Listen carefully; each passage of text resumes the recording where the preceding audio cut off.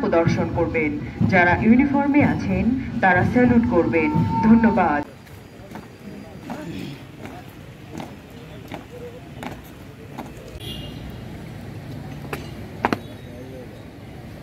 আগামী নির্বাচন হবে আমাদের যে কলঙ্ক, সেটা মোটার নির্বাচন। আমি আজকে এখানে দৃঢ়ভাবে প্রত্যয় ব্যক্ত করছি। আমি আমার নতুন সদস্য এবং আমাদের যারা এক্সপিরিয়েন্স সবাইকে নিয়ে আমরা ইনশাল্লাহ বাংলাদেশে একটা সুস্থ সুন্দর নির্বাচন উপহার দেওয়ার জন্য দৃঢ় প্রতিজ্ঞ। ওই সময় পুলিশের অবকাঠামো প্রায় ভেঙে পড়েছিল, কয়েকদিন পুলিশ ইলেকট্রিক ছিল না। আমরা নতুন নেতৃত্ব এসে বাংলাদেশ পুলিশ বাহিনীর সেই ভঙ্গুর কাঠামোকে একটা শক্ত ভিত্তির উপর দাঁড় করাতে সক্ষম হয়েছে।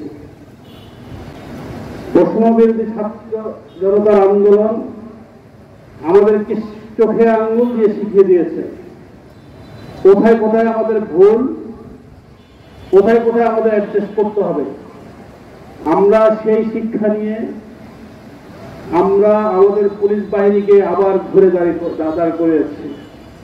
বর্তমানে আমরা বল প্রয়োগের ক্ষেত্রে জাতিসংঘের যে মানদণ্ড আছে এবং মানবাধিকারের যে বিধিবিধানগুলো আছে সেগুলো সমন্বিত রেখে আমরা বর্তমান পুলিশ বাহিনীকে পরিচালিত করে আসছি।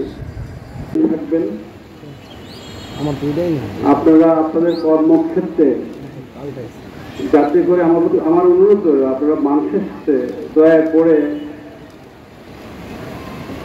সুসম্পর্ক বজায় রাখবেন।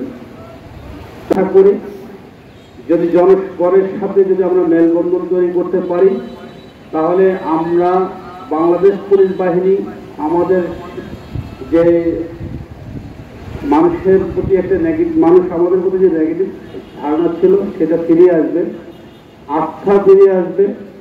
আমরা জনগণের বন্ধু হিসাবে জনগণের পাশে দাঁড়িয়ে মানুষের সেবা করে যেতে পারবো।